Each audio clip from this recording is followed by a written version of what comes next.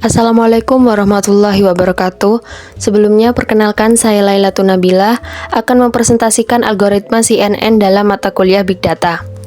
Algoritma CNN atau Convolutional Neural Network adalah metode deep learning yang dapat mengidentifikasi dan mengenali objek citra digital, yakni termasuk suara dan gambar. Seperti gambar berikut, alur algoritma CNN dimulai dari input gambar yang kemudian melewati beberapa lapisan konvolusi untuk mengekstraksi fitur sampai dengan output akhir, yakni pembagian setiap kelas.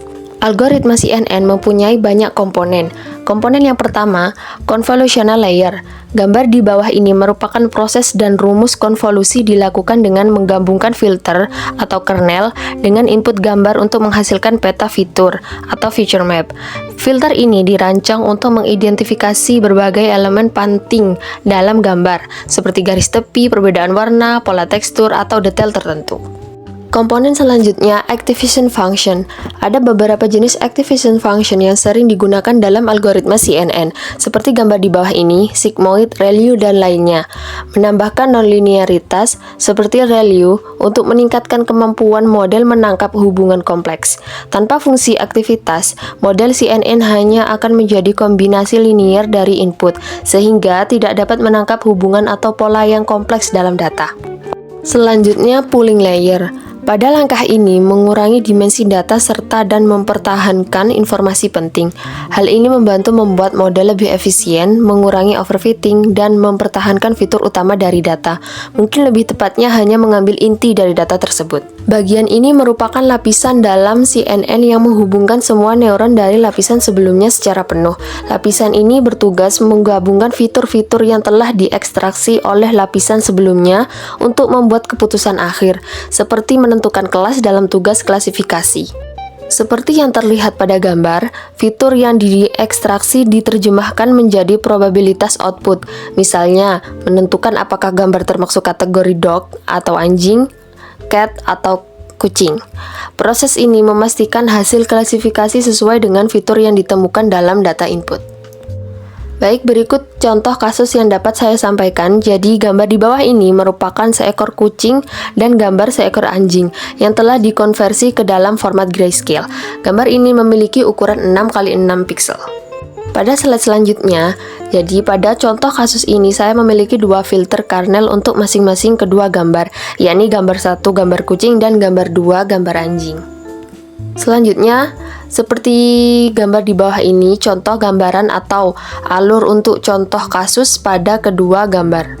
Selanjutnya, pada slide ini, proses konvolusi dengan input berukuran 3x3 dan filter berukuran 3x3. Proses ini bertujuan untuk mengekstraksi fitur penting dari citra. Proses awal, yakni filter, di sisi kanan diterapkan pada bagian citra input. Di sisi kiri, operasi ini melibatkan perkalian antara nilai pada filter dan nilai pada data input yang sesuai. Lalu, hasil perkalian setiap elemen dijumlahkan untuk menghasilkan satu nilai dalam matriks output, yakni hasil konvolusi. Kemudian, filter digeser ke setiap posisi yang memungkinkan hingga seluruh data yang diinput selesai diproses. Sebagai contoh, pada posisi pertama, pojok kiri atas yang ditandai dengan line berwarna merah. Nilai ini menjadi elemen pertama pada matriks hasil konvolusi.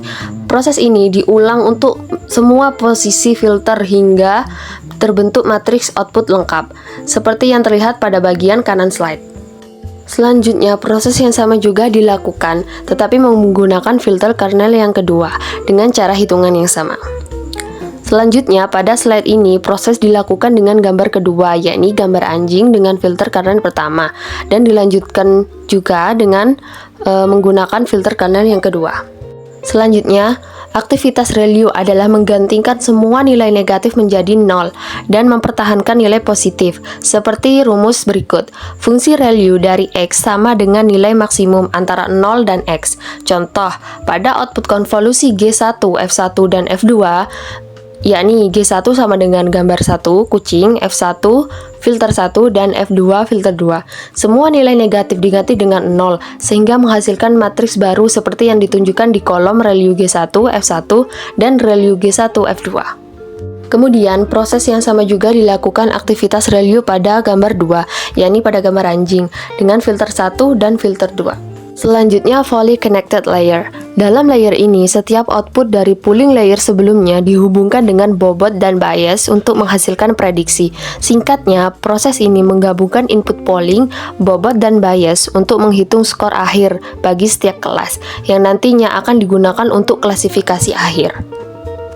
Seperti contoh berikut, perhitungan output pada fully connected layer untuk dua gambar. Perhitungan dilakukan dengan mengalihkan hasil pooling dengan bobot masing-masing dan menambahkan bias. Pada perhitungan untuk gambar satu, yakni gambar kucing, dengan menggunakan bobot khusus untuk kucing menghasilkan output sebesar minus 2,0, dan begitu juga seterusnya. Dengan hasil akhir, gambar 1 diklasifikasikan sebagai anjing karena output anjing 5,5, yakni lebih tinggi daripada output kucing minus 2,0.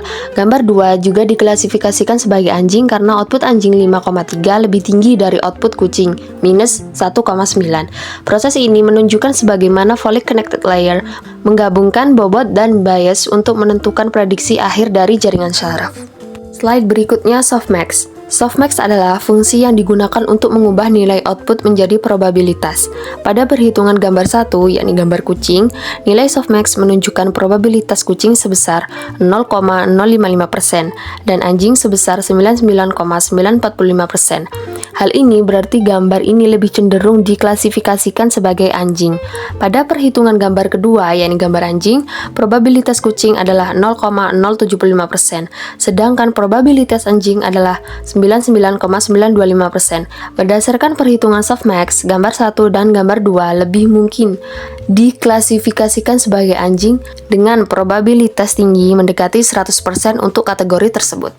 Terakhir, referensi yang saya ambil yakni klasifikasi citra anjing dan kucing menggunakan metode Convolutional Neural Network (CNN) dari Agung Slamet Riyadi, Ire Puspawardhani, dan Susi Widayati dari Universitas Gunadarma. Baik, presentasi dari saya mengenai algoritma CNN ini untuk memenuhi UAS dari mata kuliah Big Data. Karena keterbatasannya pengetahuan dari diri saya sendiri, maka dari itu kurang lebihnya dari apa yang saya sampaikan tadi, saya mohon maaf. Sekian, terima kasih. Wassalamualaikum warahmatullahi wabarakatuh.